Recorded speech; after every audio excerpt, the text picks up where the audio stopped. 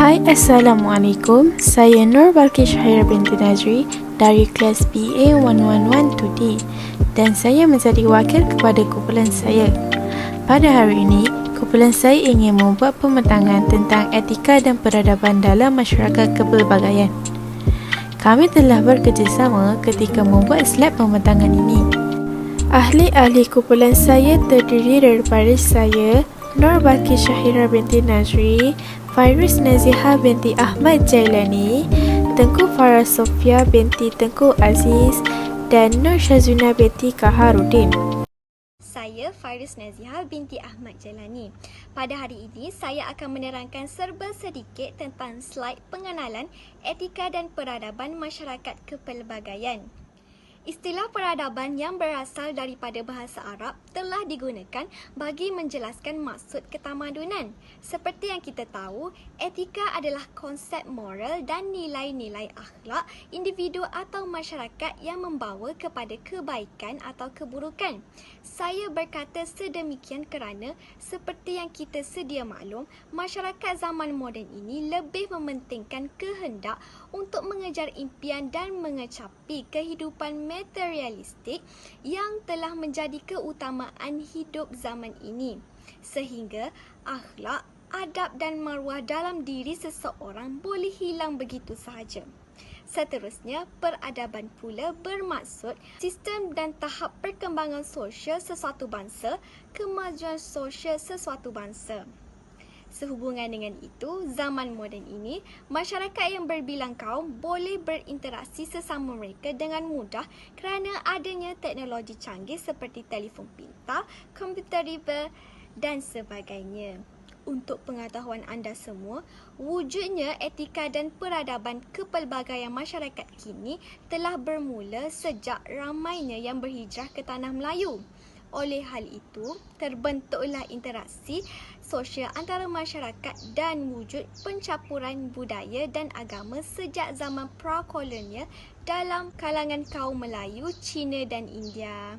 Bukan itu sahaja, etika dan peradaban juga wujud di dalam agama Islam, agama Hindu, agama Kristian dan agama Buddha. Akhir kata daripada saya, ini juga dapat memupuk persefahaman antara masyarakat agar kehidupan lebih harmoni dan sejahtera. Sebagai contohnya, setiap bangsa dapat meraihkan perayaan masing-masing seperti ziarah-menziarahi jiran tetangga. Nama saya Nur Syazuna binti Kaharudin. Saya akan menyambung untuk menerangkan faktor-faktor pembentukan etika dan peradaban dalam masyarakat kepelbagaian. Penggabungan kaum masyarakat membawa kepada wujudnya etika dan peradaban. Kehidupan masyarakat yang beretika atau dikenali sebagai masyarakat bertamadun akan menjadikan kehidupan manusia lebih berfaedah kepada diri sendiri. Faktor-faktor terbentuknya etika dan peradaban dalam masyarakat kepelbagaian berkait dengan beberapa faktor, antaranya kewujudan penempatan masyarakat, terbinanya keadaan geografi iaitu kota, bandar atau dikenali sebagai Madinah di kalangan masyarakat kepelbagaian pada zaman prakolonial menyebabkan wujudnya etika dan peradaban. Hal ini kerana apabila seseorang individu tinggal di penempatan yang dikelilingi dengan masyarakat yang positif, ia mampu melahirkan suasana yang positif dan secara tidak langsung akan mewujudkan nilai etika dan peradaban dalam diri seseorang. Selain itu, sistem agama dan kepercayaan. Ia berkait kerana dengan adanya agama dan kepercayaan akan menjadikan masyarakat di zaman tamadun tersebut lebih beretika dan beradab jika nilai kerohanian dapat diamalkan secara menyeluruh dalam diri. Etika dan peradaban bukan sahaja dituntut di dalam agama Islam sahaja, malah agama lain juga. Seterusnya, peningkatan kualiti kehidupan dan peningkatan jangka hayat. Dalam kelompok masyarakat yang bertamadun menjadikan manusia menghabiskan jangka hayat dan kualiti kehidupan yang lebih berfaedah terutama dari segi penjagaan kesihatan serta bebas dari masalah sosial, ekonomi dan politik. Kehidupan lebih sejahtera kerana tidak perlu melakukan perkara yang bertentangan dengan batas etika dan peradaban. Faktor yang keempat adalah sistem organisasi dan institusi sosial yang teratur. Pada zaman tersebut, wujud sistem organisasi dalam peradaban yang mempunyai ketua dan pemerintah yang menguruskan pembangunan sesebuah tamadun dalam bidang politik, ekonomi dan pendidikan yang sangat teratur dan beretika. Selain itu, bahasa yang serumpun dengan satu sistem tulisan yang tersendiri. Ini dapat ditarifkan bahawa dalam satu masyarakat tamadun yang positif harus mempunyai satu sistem bahasa dan sistem tulisan yang boleh digunakan pakai oleh semua kelompok masyarakat agar mampu berkomunikasi sesama sendiri. Sebagai contoh, di Malaysia pada asalnya menggunakan bahasa Melayu sebagai bahasa asas serta tulisan Rumi dan Jawi. Faktor lain adalah sistem perundangan yang teratur. Sistem ini berfungsi sebagai mengatur akhlak dan perlakuan kehidupan masyarakat. Zaman tersebut mempunyai undang-undang yang adil. Bagi sesiapa yang melakukan kesalahan harus mendapat hukuman yang setimpal dengan kesalahannya. Ini dapat mengurangkan kes jenayah. Jelaslah sistem perundangan tersebut mampu mempengaruhi masyarakat agar lebih beretika dan beradab. Seterusnya, daya reka cipta dalam penciptaan teknologi. Dalam masyarakat kepelbagaian, pasti akan ada individu yang mempunyai kepintaran dan kecemerlangan dalam menghasilkan teknologi, terutama dari komuniti masyarakat yang bertamadun. Penciptaan teknologi ini memberi kemajuan kepada negara dan menjadikan sebuah masyarakat lebih berjaya dari segi keseimbangan. Ini seharusnya mampu mempengaruhi dalam membentuk etika dan peradaban yang baik. Akhir sekali, kelahiran dan perkembangan daya kreativiti. Surah kita sedia maklum, hidup dalam kelompok manusia yang kepelbagaian ini terdapat masyarakat tertentu yang mampu berfikir dengan kreatif dalam menghasilkan sesuatu perkara yang boleh memberi kebaikan kepada masyarakat yang tinggal di zaman pra-kolonial tersebut. Dalam subtopik 3.2 terdapat 4 komponen etika dan peradaban, iaitu pertama, persekitaran geofizikal, yang kedua, masyarakat dan demografi, yang ketiga, ekonomi dan pasaran, dan akhir sekali ialah falsafah dan pemikiran. Mari kita lihat satu persatu. Persekitaran geofizikal. Berdasarkan Kamus Dewan edisi keempat, geografi merupakan satu cabang sains yang mengkaji tentang permukaan bumi, keadaan fizikalnya, iklim, kependudukan dan keluaran. Manakala, fizikal pula didefinisikan sebagai keadaan alam semula jadi. Secara umumnya, geofizikal ataupun geografi fizikal adalah satu aspek utama geografi yang membincangkan tentang keadaan fizikal bumi. Persekitaran geofizikal berkaitan rapat dengan etika dan peradaban kerana pembentukan sesuatu etnik adalah melalui sejarah, tradisi dan budaya kawasan geografi tertentu. Namun, peradaban tidak dipengaruhi secara langsung oleh persekitaran geofizikal kerana ia bersifat universal dan melampaui batasan etnik, bangsa dan kebangsaan. Geofizikal Tanah Melayu, sebuah semenanjung yang dikelilingi Laut Cina Selatan dan Selat Melaka yang menjadi laluan dan tempat pertemuan serta pergaulan dua peradaban besar dunia, iaitu China dan India melalui kegiatan perdagangan. Persekitaran Tanah Melayu memiliki iklim dan kedudukan geografi yang terlindung dari bencana alam. Sejarah membuktikan kedudukan geografi memainkan peranan sebagai pembentuk interaksi antara tamadun. Geofizikal Tanah Melayu merupakan antara faktor penarik kemasukan imigran ke Tanah Melayu. Ia kerana di Tanah Melayu banyak tempat yang membolehkan orang luar bekerja dan tinggal di Tanah Melayu.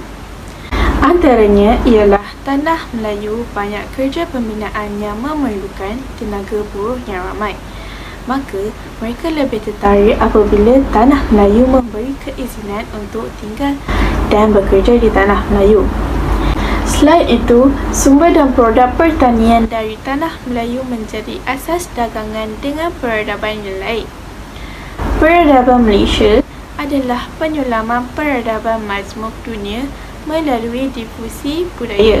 Difusi bermaksud proses penyebaran unsur-unsur budaya daripada seseorang individu kepada individu yang lain atau dari satu masyarakat kepada satu masyarakat yang lain. Dalam masyarakat Malaysia yang berbilang kaum ini, sudah semestinya setiap kaum atau bangsa mempunyai bahasa ibunda mereka yang tersendiri dan berbeza dengan bahasa dari bangsa atau kaum yang lain.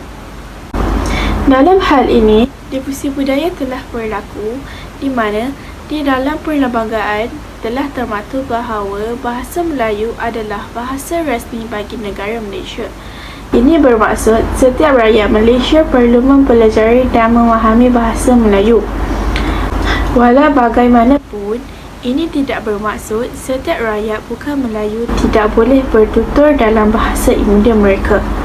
Ini jelas bahawa difusi ini berlaku melalui undang-undang, tetapi tiada paksaan yang dikenakan terhadap mereka. Masyarakat dan demografi. Masyarakat bermaksud sekelompok orang yang membentuk sebuah sistem interaksi sosial di mana sebahagian besar interaksi yang berlaku dalam lingkungan sistem sosial itu adalah lahir daripada individu-individu yang berada dalam kelompok tersebut. Antara ciri-ciri masyarakat ialah berkelompok, berbudaya, mengalami perubahan, berinteraksi, mempunyai kepimpinan dan mempunyai aturan sosialnya yang bersusun lapis, kelas, status dan kasta. Konjaraningrat 1970 menyatakan masyarakat ialah suatu kelompok manusia yang hidup dan bekerjasama hingga mereka dapat mengorientasikan dirinya dan berfikir mengenai dirinya sebagai kesatuan sosial yang mempunyai batas-batas tertentu. Masyarakat dalam konteks Malaysia ialah masyarakat yang terdiri daripada pelbagai bangsa yang membentuk satu kependudukan dari hidup sebagai komuniti-komuniti yang berasingan. Dan di Tanah Melayu terdapat 3 etnik utama, iaitu Melayu, Cina dan India di Semenanjung. Bumi Putera Sabah seperti Kadazan Dusun, Bajau dan lain-lain serta Bumi Putera Sarawak seperti Iban, Melanau dan sebagainya yang bukan sahaja terpisah kerana adat, makanan dan pakaian tetapi juga daripada segi pekerjaan dan tempat tinggal. Ia juga dipanggil sebagai masyarakat plural. Kewujudannya adalah sejajar dengan penjajah yang datang ke Tanah Melayu pada masa dulu dengan membawa masuk semua kaum tersebut untuk memenuhi peluang pekerjaan di Tanah Melayu. Bagi J.S. Furnival, masyarakat plural adalah bercampur antara satu sama lain tetapi tidak bersatu. Mereka hidup berdekatan tetapi tidak terpisah dengan sistem politik yang sama serta masing-masing berpegang kepada kebudayaan, agama, bahasa dan pemikiran sendiri. Demografi pula bermaksud kajian tentang ciri-ciri perkembangan penduduk dari segi saiz, kepadatan, taburan, kelahiran, kematian dan sebagainya dalam tempoh waktu tertentu. Sejak dahulu lagi, Malaysia telah menjadi tempat tumpuan pengembaraan, pelayaran, perdagangan, tempat persinggahan dan penempatan bagi masyarakat daripada pelbagai kebudayaan dan asal-usul. Implikasinya ialah terbentuknya masyarakat kepelbagaian yang berkekalan di Malaysia. Aspek demografi merupakan perkara penting dalam mencorakkan kepelbagaian masyarakat di Malaysia. Ianya bukan hanya memperlihatkan keunikan komposisi etnik tetapi turut mewarnai wajah sosial budaya, demografi politik dan proses politik di Malaysia. Bermula abad ke-18, berlaku perubahan dalam struktur masyarakat di Malaysia yang disebabkan oleh migrasi daripada luar, faktor penarik yang ada di bumi Malaysia dan juga faktor penolak di negara asal masing-masing bertanggungjawab mencernakan perubahan yang berkekalan hingga ke hari ini.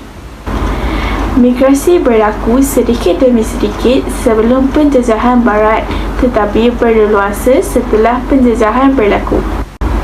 Aktiviti ekonomi dan perdagangan menjadi faktor utama dalam aktiviti migrasi daripada luar, terutamanya daripada negara China dan India.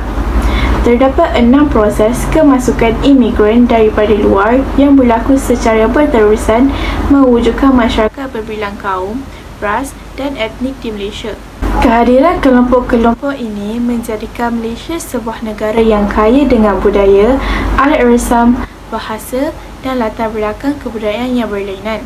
Malaysia merupakan sebuah negara kepelbagaian dengan kelompok Melayu sebagai majoriti, seterusnya kelompok Cina, India dan kelompok-kelompok peribumi kecil seperti Dayak, Bidayuh, Melanau dan orang Ulu di Sarawak, serta Kadazan, Dusun, Murud dan Bajau di Sabah. Kepelbagaian masyarakat menjadikan tarikan masyarakat luar untuk datang ke Malaysia. Komponen yang ketiga ialah ekonomi dan pasaran. Terdapat 3 era yang melibatkan ekonomi dan pasaran ini, antaranya ialah era pra-kolonial, era kolonial dan era pasca-kolonial. Yang pertama ialah era pra-kolonial. Era ini melibatkan ekonomi sara diri, iaitu suatu ekonomi yang hanya cukup menanggung keperluan ahli keluarga dan diri sendiri sahaja.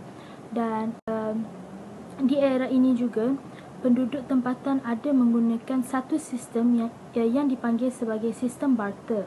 Sistem ini merupakan satu sistem melibatkan pertukaran barang atau perkhidmatan dengan barang dan perkhidmatan yang lain tanpa melibatkan duit ataupun wang sebagai alat transaksi. Yang kedua ialah era kolonial.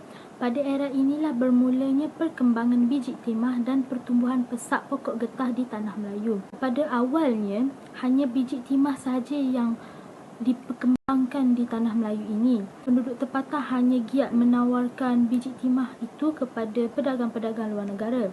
Walau bagaimanapun, setelah kedatangan penjajah British ke tanah Melayu, British mula memperkenalkan penanaman pokok getah kepada penduduk-penduduk di tanah Melayu, dan bermula di situlah perkembangan penanaman pokok getah juga sama maju bersama dengan perkembangan biji timah. Melalui perkembangan kedua-dua kegiatan ekonomi ini, ia telah berjaya menjadikan tanah Melayu sebagai pengeluar utama bagi pokok getah dan juga biji timah di pasaran pada era kolonial tersebut. Selain daripada kejayaan kedua-dua kegiatan yang telah disebutkan sebentar tadi, British juga ada memperkenalkan satu sistem cukai tanah ataupun undang-undang tanah kepada penduduk di tanah Melayu. Sistem cukai tanah ini telah memberi banyak kesusahan kepada kehidupan penduduk-penduduk di tanah Melayu, dan ini sekaligus telah menimbulkan api amarah masyarakat tempatan di tanah Melayu kerana sistem ini sangatlah bertentangan dan berlawanan dengan adat tradisi yang telah diamalkan oleh mereka sejak dulu lagi. Hal yang menyebabkan dasar ekonomi baharu ini diwujudkan adalah kerana terdapat satu jurang perbezaan yang besar dalam pembahagian kerja antara penduduk Melayu dan juga penduduk-penduduk yang lain. Dan bagi mengelakkan timbulnya perusuhan antara kaum lain dan juga penduduk di tanah Melayu, maka satu dasar telah diwujudkan, iaitu ia yang dipanggil dasar ekonomi baharu. Terdapat 2 elemen yang utama yang ada di dalam dasar ekonomi baharu ini. Yang pertama ialah membasmi kemiskinan penduduk di tanah Melayu. Apa yang dimaksudkan dengan membasmi kemiskinan ini ialah dengan memberi banyak peluang pekerjaan kepada penganggur-penganggur yang masih lagi tiada pekerjaan, dan malahan bukan kita memberi pekerjaan hanya kepada kaum Melayu saja, malah kepada kaum lain juga.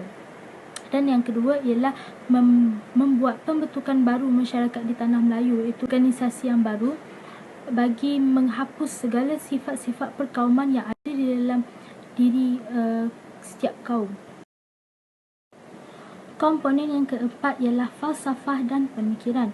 Terdapat 2 jenis bentuk falsafah dan pemikiran, iaitu yang pertama falsafah dan pemikiran secara tradisional, dan yang kedua falsafah dan pemikiran secara moden. Dalam falsafah dan pemikiran tradisional terdapat 2 elemen, iaitu yang pertama idealisme dan yang kedua realisme. Manakala falsafah dan pemikiran secara moden pula terdapat 2 juga elemen, iaitu pragmatisme dan juga eksistensialisme. Ialah idealisme.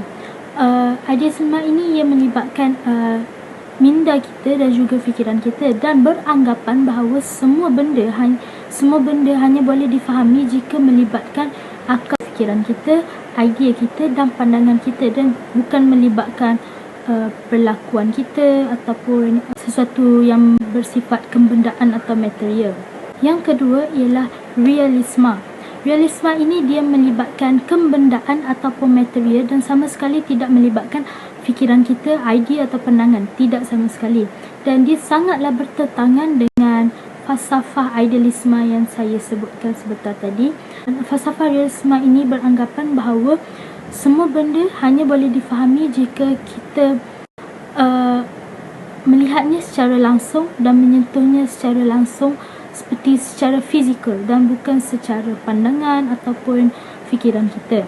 Untuk pragmatisme pula, bagi kita memastikan kebenaran daripada sesuatu perkara itu, kita perlulah menganalisisnya terlebih dahulu, menyiasatnya terlebih dahulu dan mempraktikkan sesuatu benda itu secara realistik. Seperti menjalankan aktiviti harian kita bagi mengetahui betul ke apa yang kita lakukan ini bersesuaian dengan apa yang telah diperkatakan oleh orang, dan kita perlulah menyiasatnya terlebih dahulu supaya kita tidak tersalah ataupun tersalah faham. Seterusnya atau yang paling akhir sekali ialah eksistensialisme. Apa yang dimaksudkan dengan eksistensialisme ini ialah pemikiran secara falsafah. Ini berasal daripada individu itu sendiri, individu yang berkelakuan, berperasaan dan berpengalaman. Kita perlulah mempunyai pengalaman, kita perlulah berkelakuan dan berperasaan bagi mendapatkan kebenaran daripada satu kebenaran yang lain. Untuk mendapatkan sesuatu, kita tidak hanya duduk sahaja, kita mesti bertindak untuk mendapatkan sesuatu perkara tersebut dan bukan hanya duduk sahaja dan tengok. Seterusnya, saya akan menerangkan subtopik 3.0 iaitu Selat Melaka sebagai gelanggang kepelbagaian. Di dalam tajuk ini, kita akan mengetahui tentang pengenalan Selat Melaka, peranan Selat Melaka dan kesan Selat Melaka. Selat Melaka merupakan jalur terpenting di dunia pada suatu ketika dahulu.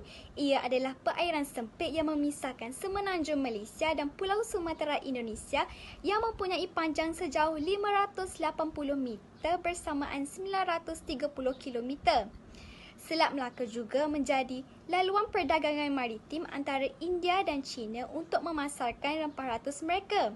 Selain itu, Selat Melaka terletak di kawasan strategik iaitu terlindung dari tiupan angin monsun timur laut dan tiupan angin kencang dari lautan luar semenanjung Tanah Melayu. Secara tidak langsung, Melaka telah berjaya menarik perhatian para penjajah Eropah seperti Portugis, British, Belanda untuk menakluki Melaka. Untuk pengetahuan semua, Portugis mula menakluki Melaka pada 24 Ogos 1511 bertujuan untuk meluaskan pengaruhnya dan kuasa jajahannya di India Timur. Manakala Belanda menakluki Melaka pada tahun 1641 selama 157 tahun lamanya. Selepas itu, British juga turut menakluki Melaka selama 117 tahun. Kesan daripada itu, terbentuknya masyarakat yang berbilang kaum, contohnya kaum Melayu, kaum Cina, kaum India, Baba dan Nyonya, Serani dan Siti. Seterusnya, mari sama-sama kita melihat antara peranan Selat Melaka sebagai pusat peradaban. Peranan yang pertama ialah bahasa Melayu sebagai bahasa perantaraan. Lingua franca atau bahasa perantaraan dalam urusan perdagangan di Melaka ialah bahasa Melayu. Hal ini kerana bahasa Melayu merupakan bahasa utama masyarakat di Asia Tenggara dan digunakan oleh pedagang di Melaka. Melaka telah menjalinkan hubungan diplomatik dengan China. Antara contoh barangan yang dipasarkan di Melaka ialah tembikar, wangian dan juga permata. Seterusnya, peranan Selat Melaka yang kedua ialah hubungan antarabangsa terjalin. Entrepot merupakan terpenting bagi Melaka di India yang dinamakan sebagai kembayat. Pedagang telah mengambil masa selama 18 bulan untuk sampai ke Melaka dari Laut Merah. Sehubungan dengan itu, kembayat menyediakan 5 jenis barang iaitu senjata, kain bulu, kain sakhlat, kismis dan tembaga. Untuk menjalinkan hubungan perdagangan atau pertukaran barang, pedagang akan menggunakan sistem mata wang. Peranan Selat Melaka yang terakhir ialah hubungan dengan China elak diancam Siam. Melaka dan Siam pernah mengalami hubungan krisis yang membimbangkan tentang hal ekonomi. Tetapi disebabkan urusan perdagangan, Melaka dan Siam tetap menjalinkan hubungan diplomatik. Oleh itu, Siam menjadi pembekal utama kepada perdagangan Melaka. Antara barangan yang dibekalkan oleh Siam ialah beras, gula, rempah ratus dan kayu-kayuan. Tidak lain tidak bukan, perkara yang terakhir yang bakal kita bahaskan di dalam tajuk ini ialah kesan interaksi perdagangan dan politik kepada peradaban Melayu pada Selat Melaka. Kesan yang pertama ialah hubungan diplomatik terjalin antara kedua-dua buah kerajaan. Kesan yang kedua, kerajaan yang terancam akan ditawarkan menjalinkan hubungan diplomatik dengan kerajaan yang persekitarannya lebih kukuh dan kuat. Seterusnya, saya akan menerangkan tentang tajuk warisan dan pendigitalan sejagat. Di Malaysia mempunyai banyak warisan yang perlu dititik beratkan supaya tidak hanyut di arus kemodenan. Lebih-lebih lagi, teknologi maklumat dan media digital yang dimonopolikan oleh kuasa barat berpotensi menghapuskan warisan negara. Cabaran besar bagi seluruh peradaban manusia dalam mempengaruhi nilai dan etika masyarakat kepelbagaian adalah teknologi maklumat, multimedia dan pendigitalan sejagat yang dikuasai oleh Barat. Mengikut kelogikal perihalnya, budaya Barat cuba menonjolkan pelbagai ideologi dan corak pemikiran berdasarkan pandangan mereka yang bertentangan dengan agama Islam serta budaya asal Melayu. Ia memberi impak terhadap pegangan dan penghayatan nilai-nilai murni agama serta akhlak masyarakat kepelbagaian dan pengaruh negatif yang mampu mengubah minda seseorang. Budaya Barat mempunyai pengaruh yang sangat besar dalam proses perkembangan teknologi dan komunikasi. Hal ini dapat ditarifkan apabila banyak rancangan yang datang dari negara Barat yang perlahan-lahan menghanyutkan budaya dalam negara kita, walaupun kita akui itu adalah satu evolusi dalam bentuk keseronokan. Teknologi maklumat, multimedia dan pendigitalan sejagat ini mempunyai dua cabang dalam perkembangan sesebuah negara atau ketamadunan manusia. Ia bergantung kepada penggunanya, sama ada digunakan secara baik ataupun sebaliknya. Walau bagaimanapun, jika kita lihat dari sudut positif, media elektronik dan media cetak memainkan peranan penting dalam proses membina kesepaduan antara etnik. Pengeluaran maklumat yang dapat melalui pandangan masyarakat kepelbagaian dalam media cetak. Sebagai contoh, masyarakat yang membaca surat khabar dapat melihat pandangan daripada kaum lain mengenai sesuatu isu dan ini dapat mengeratkan kesefahaman kaum. Jika dari sudut negatif, masyarakat mudah mempercayai maklumat yang dipaparkan dalam media sosial tanpa menyelidik kesahihannya. Berita palsu yang melibatkan kesefahaman antara kaum akan memberi kesan buruk terhadap perkauman. Kesannya akan mewujudkan suasana pergaduhan antara kaum seperti rusuhan serta mampu mengganggu keamanan negara. Impak media digital ke atas etika dan peradaban dapat dilihat melalui peningkatan jaringan komunikasi, meningkatkan taraf hidup dan membuka ruang kepada perkongsian ilmu tanpa sepadan. Masyarakat dapat berkomunikasi dengan dunia luar dan secara tidak langsung dapat memperoleh ilmu yang baru. Sudah terang lagi bersuluh, kesimpulan yang kita dapat dari tajuk ini adalah etika dan peradaban dalam sesebuah masyarakat kepelbagaian sangatlah penting. Hal ini kerana jika kita lihat definisi peradaban dan etika itu sendiri, dapat memupuk diri kita untuk menjadi masyarakat yang lebih sopan santun, bertata susila dan berintegriti. Etika dan peradaban dapat menjaga keharmonian hubungan sosial masyarakat kepelbagaian kaum agar kemakmuran dan kedamaian masyarakat akan terjamin. Ini dapat mengelakkan dari berlakunya rusuhan kaum yang mampu mengganggu ketenteraman komuniti masyarakat kepelbagaian. Ibu bapa memainkan peranan yang sangat penting untuk mencorakkan anak-anak dalam memupuk etika dan peradaban dalam diri mereka sejak kecil supaya generasi akan datang mampu mewujudkan masyarakat yang majemuk ke arah sosial yang positif dalam aspek penghayatan etika dan peradaban. Itu sahaja daripada kami. Semoga menjadi manfaat kepada semua. Sekian, terima kasih.